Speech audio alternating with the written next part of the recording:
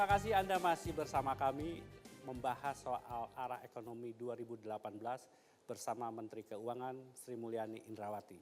Bu Sri Mulyani hadir bersama kita malam ini Ketua Umum Kamar Dagang dan Industri Indonesia Rosan Roslani. Mas Rosan, mungkin bisa menyampaikan sesuatu pandangan masukan untuk Menteri Keuangan. Terima kasih Mas Tommy. Selamat malam Ibu Sri Mulyani.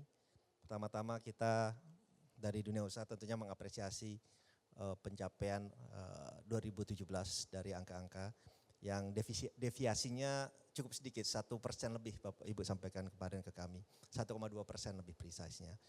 Ya tapi tentunya kami dari dunia usaha melihat bahwa angka-angka itu bisa diterjemahkan dalam sektor real. Nah memang kalau ditanya apakah optimisme di 2018 dari dunia usaha itu ada, saya bisa sampaikan optimisme itu ada. Optimisme ada karena kita melihat juga pemerintahan sekarang dengan APBN yang tadi kita bilang realistis. Optimis, realistis, tadi yang itu Ibu sampaikan dan itu yang kita perlukan karena kalau deviasinya agak panjang, agak jauh, dunia usaha juga repot untuk kita membuat asumsi, untuk kita membuat planning yang sesuai dengan yang di planning juga oleh pemerintah. Nah tapi juga yang perlu kami sampaikan adalah pertumbuhan kita memang tadi Ibu sampaikan dari investasi dan juga ekspor. Tetapi ada satu hal yang mungkin kita melihat menjadi PR kita bersama juga adalah bagaimana bisa menciptakan penyerapan tenaga kerja. Karena kalau investasi ini bisa meningkat, tentunya tenaga kerja juga bisa terserap lebih baik. Nah, kami melihat bahwa investasi sudah baik, ekspor baik, tetapi karena pertumbuhan di 2018 ini juga terbantu juga dengan harga komoditas. Diperkirakan harga batu bara dan komoditas juga akan meningkat dan itu tentunya akan membantu ekspor. Tetapi di satu sisi kita juga ingin membangun satu hal adalah industri. Nah karena kita meyakini kita tidak akan mempunyai pertumbuhan yang sustainable tanpa mempunyai industri nasional yang kuat dan sehat. Nah oleh sebab itu kita harapkan juga di 2018 ini ada kebijakan-kebijakan terutama dari Ibu kebijakan fiskal untuk mendorong pertumbuhan industri kita. Karena kalau kita lihat selama beberapa tahun belakangan ini pertumbuhan industri kita itu tetap tumbuh tetapi pertumbuhannya di bawah sektor-sektor lainnya. Sehingga terjadilah apa yang disebut dengan deindustrialisasi. Oleh sebab itu kami dari dunia usaha bersama-sama dengan pemerintah kita sama-sama optimis Bu. Tetapi satu hal jangan sampai kita terlena lagi harga komoditas mulai tinggi, kita terlena dengan harga komoditas lupa membangun industri kita. Terima kasih. Saya ingin sekarang beri kesempatan kepada Ketua Umum Asosiasi Pengusaha Indonesia, Mas Haryadi Sukamdhani. Seperti apa kalau teman-teman Apindo sendiri? Tadi ada harapan peran dari teman-teman dunia usaha ini menjadi lebih penting dalam mendorong investasi. Terima kasih Mas Tommy, selamat malam Bu Sri Mulyani. Untuk 2018 ini terus terang Apindo menaruh angkanya di bawah pemerintah Bu, pertumbuhan ekonominya. Kalau pemerintah 5,4 kita menaruh 5,2. Karena apa Bu? Karena tahun 2015, 16, 17 itu kita selalu di atas pemerintah Bu. Jadi kali ini kita nggak mau kecele gitu, kita turunin sedikit. Tapi poinnya adalah sebetulnya message-nya setelah kami melihat selama pemerintahan Pak Jokowi dan Pak Yusuf Kala ini, faktor yang paling berperan itu ternyata adalah konsistensi kebijakan Bu. Dan sayangnya kebijakan itu tidak di bawah kontrolnya Bu Sri Mulyani sebagai Menteri Keuangan. Jadi kami melihat insentif fiskal dan sebagainya itu memang pada kenyataannya Bu, kami melihat memang tidak terlalu signifikan terhadap pertumbuhan ekonomi kita karena kata kuncinya itu justru di kebijakan secara umum, sebetulnya itu. Nah ini yang kita berharap bahwa di tahun 2018 ini konsistensi antara harapan Pak Presiden dan Pak Wapres terhadap ekonomi kita yang berdaya saing, efisien dan sebagainya itu betul-betul bisa terrealisasi sebetulnya itu. Jadi kalau kita melihat dari angka-angka itu juga memang juga di 2017 terus terang kami juga cukup surprise terutama PPN Bu bisa naik 16% karena kalau kita melihat dari omset rata-rata itu kenaikan dari industri antara 5-10%. Padahal ini kan PPN-nya naik sampai 16% ya. Kami juga berpikir, wah mungkin sekarang banyak orang patuh sama Bu Sri Mulyani gitu, kira-kira gitu. Karena kemarin habis itu tax amnesty, kemungkinan yang kemarin-kemarin nggak tertib sekarang memang ada ketertiban Bu. Dan PPh pribadi juga kita sangat bersyukur juga efek dari tax amnesty juga menunjukkan kesadaran yang baik. Nah semua ini yang menurut pandangan kami kita melihat ada optimisme Bu, keyakinan terhadap kebijakan ekonomi kita ke depan. Tapi kembali lagi yang membuat kadang-kadang orang itu menjadi kehilangan motivasinya adalah saat konsistensi kebijakan itu tidak terjadi ya. Nah ini yang menurut pandangan kami perlu menjadi perhatian kita supaya di 2018 ini apa yang kita harapkan menjadi 5,4 itu bisa terjadi dan Apindo kali ini salah. Kita pasang 5,2 ternyata tercatat 5,4 gitu, kira-kira begitu. Bagaimana Bu? Tadi Pak Rosan menyampaikan pentingnya untuk keberpihakan pemerintah secara khusus mendorong industri. Ya pertama kita berterima kasih bahwa dari dua asosiasi pengusaha ini mereka memiliki juga optimisme. Karena itu penting, kita berangkatnya sama, optimis. Karena kalau yang satu optimis, yang satu pesimis itu sudah menjadi persoalan sendiri. Nah sekarang bagaimana merealisir optimisme ini menjadi sesuatu aktivitas ekonomi yang bisa betul-betul tadi menciptakan pertumbuhan, menciptakan kesempatan kerja, mengurangi kemiskinan, kesenjangan.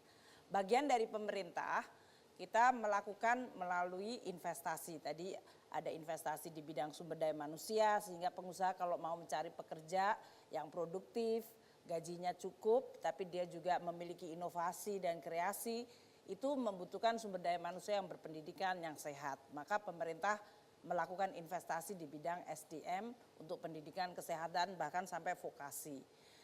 Pengusaha mengeluh bahwa cost of doing business karena inefisiensi dari infrastruktur. Apakah itu intermoda yang kemudian menyebabkan biaya ekonomi tinggi. Maka pemerintah melakukan investasi di bidang infrastruktur. Pengusaha tadi mengeluh juga mengenai konsistensi dan komplikasi dari peraturan pemerintah. Dan ini yang dilakukan oleh Presiden, para Menko, di mana bahkan hari ini kami baru saja tadi rapat dengan Menko, kita mau mengurangi jumlah larangan terbatas. Sekarang itu dari sekitar hampir 11.000 jenis komoditas, ada sekitar hampir 4.000 sendiri yang mendapatkan banyak regulasi. Sehingga tidak bisa kalau pengusaha membutuhkan bahan baku, barang modal, begitu sulitnya. Kita menurunkan menjadi hanya 20%. Jadi memangkas hampir 2.000 komoditas yang tidak lagi menjadi bagian dari larangan terbatas. Kita juga membuat ultra simple untuk pengusaha kecil. Tadi melakukan relaksasi dari berbagai peraturan perdagangan. Karena tadi disampaikan Pak Sukamdhani betul bahwa kalau Pak Haryadi ya, kalau pengusaha menganggap bahwa policy-policy ini tidak hanya semuanya di daerah Menteri Keuangan. Meskipun kadang-kadang masyarakat lihatnya wajah Menteri Keuangan, jadi policy perdagangan yang mengeluarkan Menteri Perdagangan yang melaksanakan bea cukai. Bea cukai itu bagian dari Kementerian Keuangan, jadi yang biasanya dilihat kayaknya Kementerian Keuangan yang menjadi pagarnya. Nah sekarang kita senang bahwa Menteri Perdagangan, Menteri Perindustrian, Menteri Pertanian, Menteri Kesehatan, Menteri Telekomunikasi, tadi kita bicara untuk melakukan relaksasi dari peraturan. Sehingga masyarakat itu bisa melakukan kegiatan aktivitas ekonomi tanpa dia mendapatkan beban. Bahkan saya sekarang minta kepada Kementerian Keuangan untuk membuat satgas untuk membantu usaha kecil menengah. Karena banyak mereka yang mau mencoba untuk menjadi sektor usaha, untuk menjadi formal, tadi disebutkan kepatuhan pajaknya mulai baik. Namun kita tidak ingin mereka frustrasi hanya untuk bagaimana membayar pajak yang benar. NPWP-nya katanya perlu ada NIK. Nah hal-hal seperti itu nampaknya kecil sederhana tapi itu buat masyarakat itu beban. Oleh karena itu kita juga ingin mensimplifikasi dan mengurangi beban sebanyak mungkin. Jadi secara singkat saya akan mengatakan kami senang bahwa optimisme itu bersama. Dan saya ingin mencoba untuk moga-moga insya Allah pada akhir tahun kita yang benar, Apindo agak terlalu pesimis dari sisi growth ekonomi. Tadi yang menarik satu Bu, mengenai pajak Bu. Tadi dikatakan surprise juga teman-teman Apindo bisa tumbuh PPH 16%. Bahkan ada pertanyaan di tahun 2018 ini pemerintah menargetkan 1.423 triliun atau tumbuh 24%, sementara pertumbuhan ekonomi hanya 5,4%. Dari mana 24% itu nanti akan datang? Ya pertama mungkin untuk masyarakat dan para pengusaha ya. Undang-undang APBN itu kan diketoknya pada bulan Oktober tahun lalu. Jadi dia berasumsi bahwa Undang-Undang 2017 APBN itu tercapai semuanya. Jadi waktu itu asumsinya untuk 2018 itu growth yang ditargetkan adalah sekitar 10%. Bahwa di 2017 ada yang disebut shortfall, penerimaan pajak yang kurang dari yang ditargetkan, ini menyebabkan untuk mencapai 2018 berarti pertumbuhannya menjadi lebih dari 10%. Tadi disebutkan 24, sebetulnya 23%. Nah, pemerintah dalam hal ini harus berhati-hati. Pertama, untuk komunikasi kepada publik. Kalau dilihat dari tahun 2017, pertumbuhan dari penerimaan pajak dengan membersihkan tax amnesty, karena tax amnesty itu cuma 9 bulan dan tidak berulang lagi. Kalau tanpa ada tax amnesty, pertumbuhan perpajakan menjadi 15% tadi. PPN bahkan 16%. Saya sampaikan tadi PPH orang pribadi naiknya 47%. PPH dari perusahaan korporasi 21%. PPN 16%. Bahkan kalau per beberapa sektor, manufaktur yang tadi disampaikan oleh Mas Rosan, pertumbuhan perpajakannya itu 15%, tahun lalu hanya 3%. Perdagangan besar yang dikatakan banyak yang tutup dan perdagangan kecil, perdagangan besar itu growth-nya dari pajak kita 18% tahun 2017. Mungkin sebagian dikatakan tadi Mas Haryadi betul, compliance menjadi lebih baik. Dan karena kita ingin melayani lebih baik, mereka merasa lebih baik comply aja. Kita juga punya PMK 165 yaitu mengatakan kamu mendingan patuh deh daripada nanti ketangkep urusannya lebih repot gitu. Jadi sekarang kalau yang belum disampaikan saja yang benar dalam SPT-nya. Ini yang memberikan peluang kepada masyarakat untuk memberikan signal dari pemerintah patuh itu lebih baik. Tapi kalau mau patuh dan mau legal itu mudah. Oleh karena itu bea cukai dan pajak harus melayani mereka dengan baik. Jadi pertumbuhan tadi kita tidak akan paksa ke 23, namun kita akan hati-hati dengan pelayanan lebih baik dan dengan momentum optimisme itu pertumbuhan yang 15% 2017 ini kita akan jaga semoga akan baik di tahun 2018 nanti. Kita harus terlebih dahulu Bu Sri Mulyani, nanti kita ingin membahas bagaimana kita mendorong pertumbuhan infrastruktur. Jangan kemana-mana, tetaplah di Economic Challenges.